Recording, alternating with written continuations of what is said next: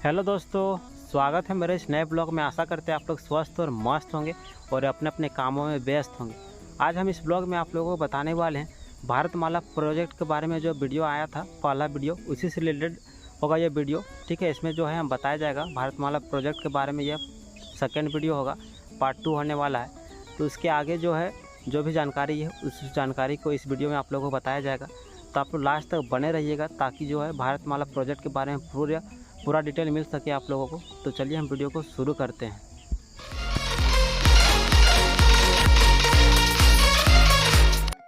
हाँ तो गाइस, इस वीडियो को स्टार्ट करने से पहले हम आप लोगों को एक चीज़ बता दें।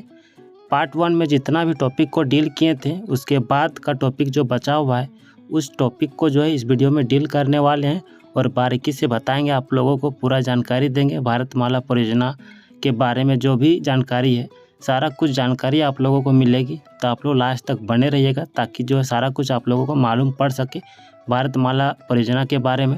तो चलिए अगला टॉपिक की ओर बढ़ते हैं। अगला टॉपिक का हेडलाइन लिखा हुआ है भारतमाला परियोजना के भाग।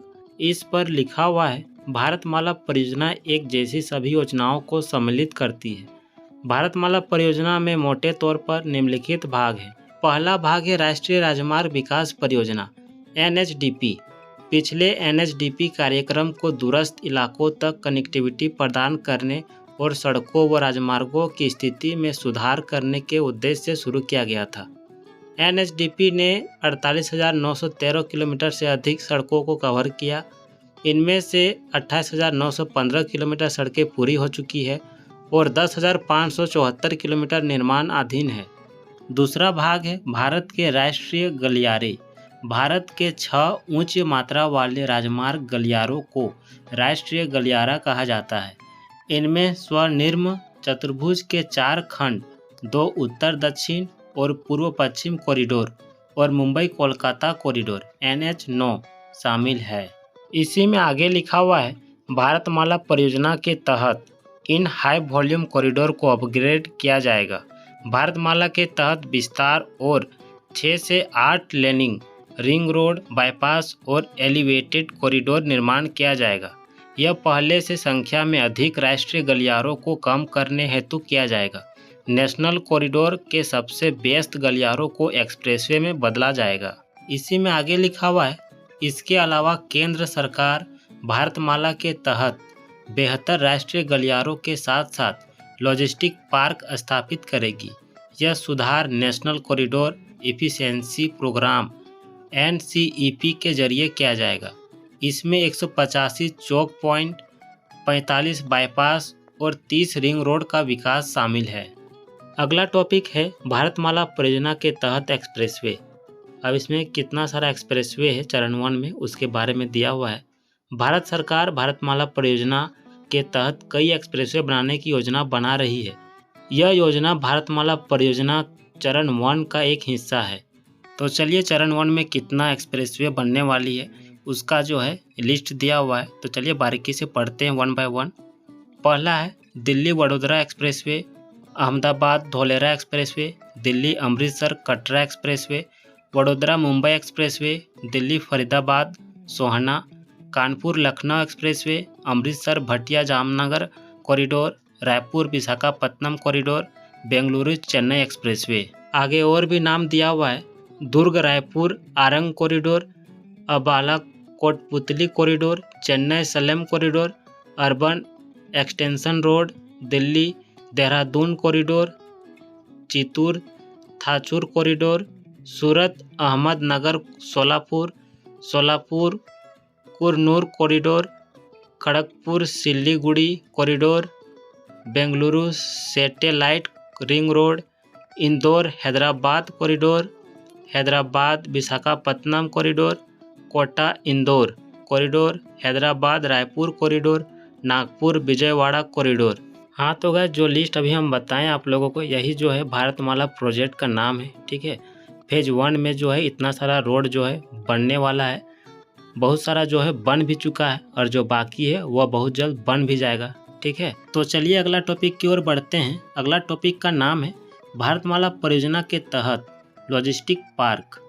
भारतमाला परियोजना ने लॉजिस्टिक पार्कों और भारतमाला आर्थिक गलियारों को जोड़ने के लिए एक हब और स्पोक मॉडल की परिकल्पना की गई।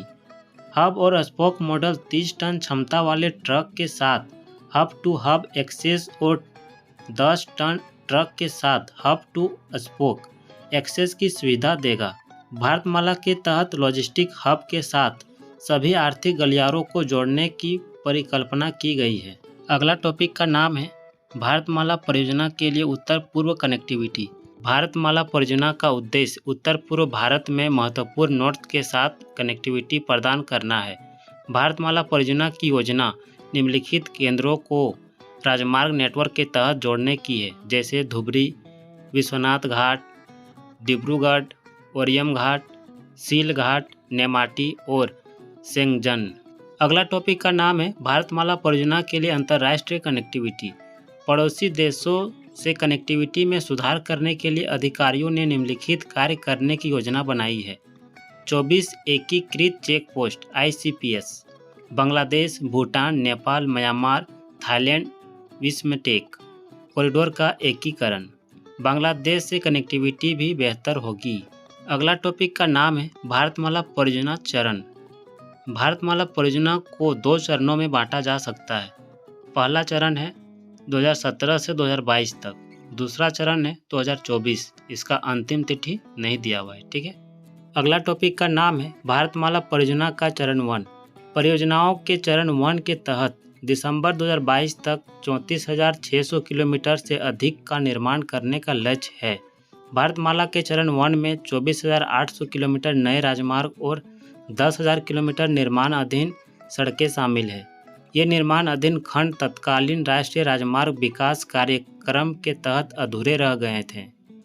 दिलचस्प बात यह है कि भारतमाला परियोजना सागरमाला परियोजना के साथ मिलकर काम कर रही है, जिसका उद्देश्य भारत के लॉजिस्टिक क्षेत्र को मजबूत करने के लिए जलमार्गों और समुद्र तटों की क्षमता में सुधार करना है।